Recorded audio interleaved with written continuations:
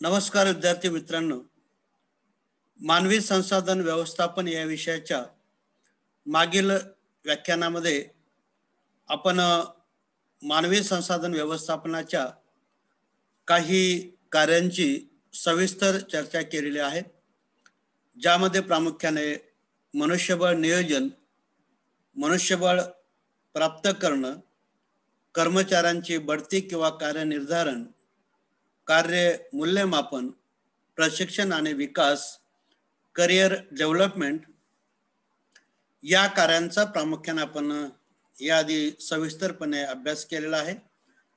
आज आपण मानवी संसाधनाच्या उर्वरित कार्यांचा आढावा घेणार आहोत. मानवी संसाधन व्यवस्थापनाचं एक प्रमुख कार्य आहे ते म्हणजे कर्मचाऱ्यांना मजुरी आणि प्रेरणा देणं. व्यवसायामध्ये जे कर्मचारी कार्यरत असतात त्यांनी केलेल्या कामाचा मोबदला किंवा त्यांनी व्यवसायासाठी जे श्रम पुरवलेले आहेत त्या श्रमाचा योग्य मोबदला हा मजुरी आणि वेतन या स्वरूपामध्ये दिला जातो. कर्मचाऱ्यांना मजुरी ही कशा पद्धतीने देण्यात यावी, मजुरी कशी निश्चित करावी, मजुरी देण्याची पद्धत काय असावी या संबंधीचा निर्णय हा मानवी संसाधन व्यवस्थापनाला घ्यावा लागतो. कर्मचाऱ्यांची कार्यक्षमता वाढवण्याच्या दृष्टीने त्यांना अभिप्रेत करणं हे मानवी संसाधन व्यवस्थापनाचं एक महत्त्वाचं कार्य आहे. कर्मचाऱ्यांचं मनोधैर्य वाढवण्यासाठी वेगवेगळ्या प्रकारच्या उपाययोजना करणं हे देखील व्यवस्थापनाच्या दृष्टीने एक आव्हान असतं. अभिप्रेरणेसाठी करण्यात आलेल्या उपाययोजनांच्या परिणामकारकतेबद्दल संशोधन करणं या कार्याचा समावेश मानवी संसाधन व्यवस्थापनामध्ये आपल्याला करता येऊ शकेल. थोडक्यात कर्मचाऱ्यांनी केलेल्या कामाचा योग्य मोबदला देणं ही व्यवस्थापनाची जबाबदारी आहे.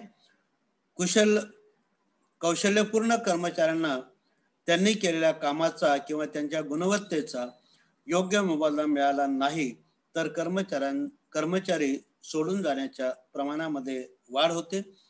आहे त्या कर्मचाऱ्यांना टिकून ठेवणं आणि त्यांची कार्यक्षमता वाढवण्यासाठी त्यांना आर्थिक आणि आर्थिकेतर प्रेरणा देणं हे व्यवस्थापनाचं एक महत्त्वाचं कार्य आपल्याला सांगता येऊ शकेल. मानवी संसाधन व्यवस्थापनाचं एक महत्त्वाचं कार्य आहे ते म्हणजे कामगारांसाठी विविध प्रकारच्या कल्याणकारी उपाययोजनांची अंमलबजावणी करणे. व्यवसायामध्ये कार्यरत असणाऱ्या कर्मचाऱ्यांसाठी कामगार कल्याणाच्या विविध योजना ह्या राबवाव्या लागतात. या योजनांच्या माध्यमातून कर्मचाऱ्यांना विविध सोयी सवलती ह्या पुरवल्या जातात.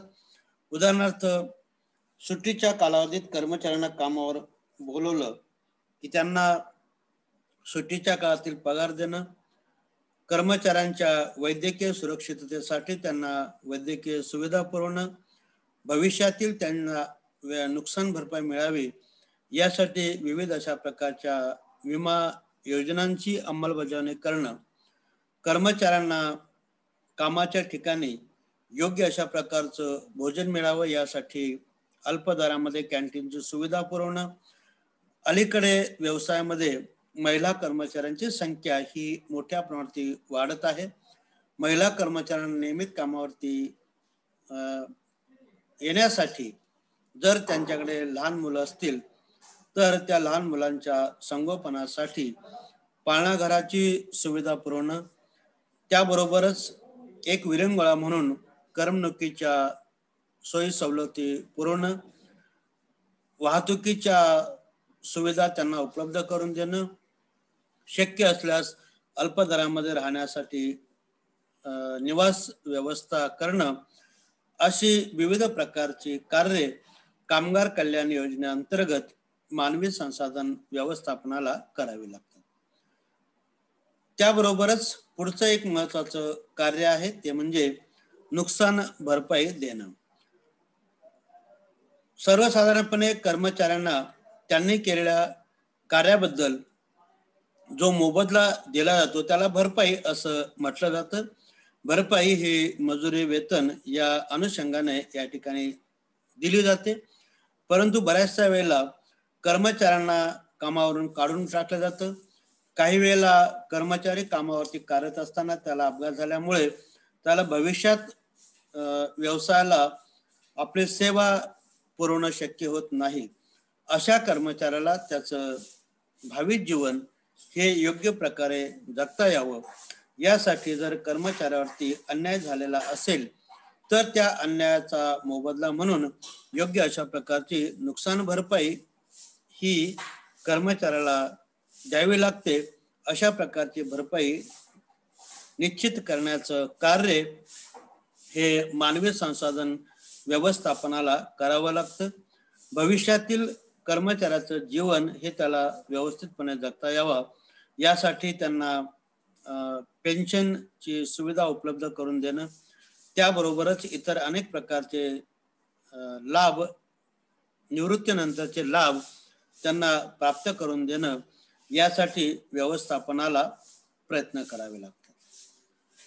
मानवी संसाधन व्यवस्थापनाचं एक महत्वाचं कार्य आहे ते म्हणजे संघटना आणि कर्मचारी यांच्यामध्ये सौहार्दाचे आणि चांगल्या प्रकारचे संबंध प्रस्थापित करणं.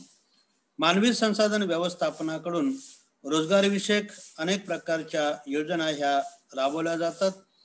बऱ्याचशा वेळेला कर्मचाऱ्यांच्या हिताचा विचार न केल्यामुळे कर्मचारी आणि संघटना किंवा व्यवस्थापन यांच्यामध्ये संघर्षमय अशा प्रकारची परिस्थिती निर्माण होते आणि त्यातून औद्योगिक कलहाची परिस्थिती निर्माण होऊन संप, टाळेबंदी यासारख्या गोष्टी घडत असतात. त्या घडू नयेत यासाठी त्याबरोबरच कर्मचाऱ्यांनी संघटना, व्यवसाय संघटना यांच्यामध्ये चांगल्या प्रकारचे संबंध निर्माण व्हावेत, परस्पर संबंधामध्ये सुधारणा व्हावी यासाठी औद्योगिक संबंध सुधारण्यासाठी आवश्यक त्या योजना आखणं आणि त्यांची अंमलबजावणी करणं हे एक आव्हानात्मक कार्य मानवी संसाधन व्यवस्थापनाला करावं लागतं. कर्मचाऱ्यांची निगा राखण्याचं कार्य. मानवी संसाधन ही व्यवसायाच्या दृष्टीने एक अमूल्य अशा प्रकारची साधन संपत्ती मानली जाते.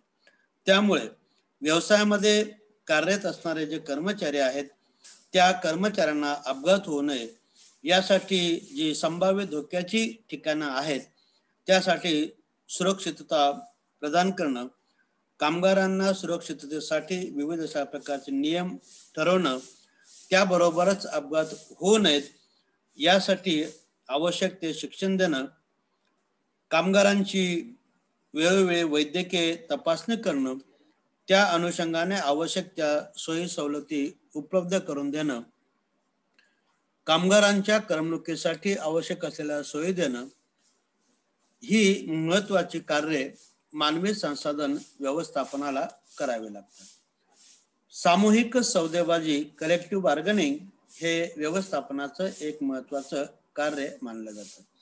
अलीकडे व्यवसायामध्ये कामगारांच्या विविध संघटना असतात. या संघटनेकडून कामगारांच्या हिताच्या वेळोवेळी अनेक मागण्या ह्या व्यवस्थापनाकडे केल्या जातात.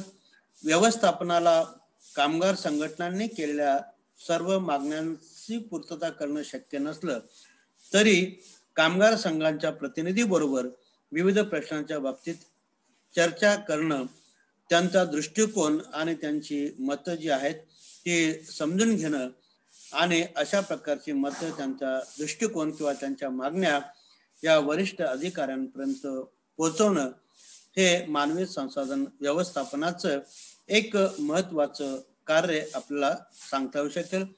त्याबरोबरच कामगारांच्या व्यक्तिगत आणि सामूहिक तक्रारींचं निवारण करण्यासाठी आवश्यक ती कार्यवाही ही व्यवस्थापनाकडून केली जाते.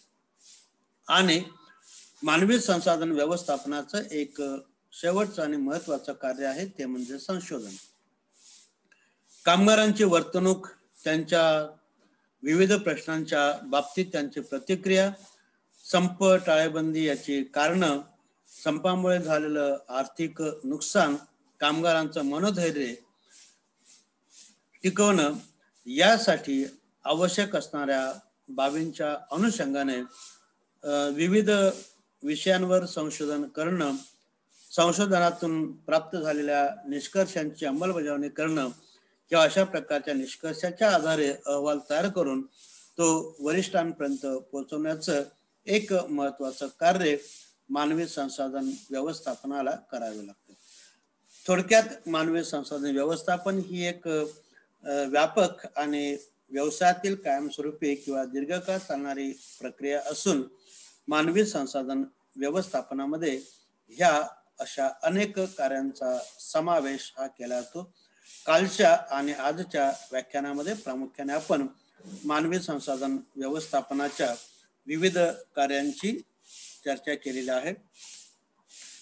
व्याख्यानाच्या पुढच्या भागामध्ये आपण मानवी संसाधन नियोजन ही संकल्पना समजून घेऊ आणि त्याबरोबरच नियोजनाची व्याख्या, वैशिष्ट्ये अशा विविध मुद्द्यांची सविस्तर चर्चा करणार आहोत. आज याच ठिकाणी थांबूयात. धन्यवाद.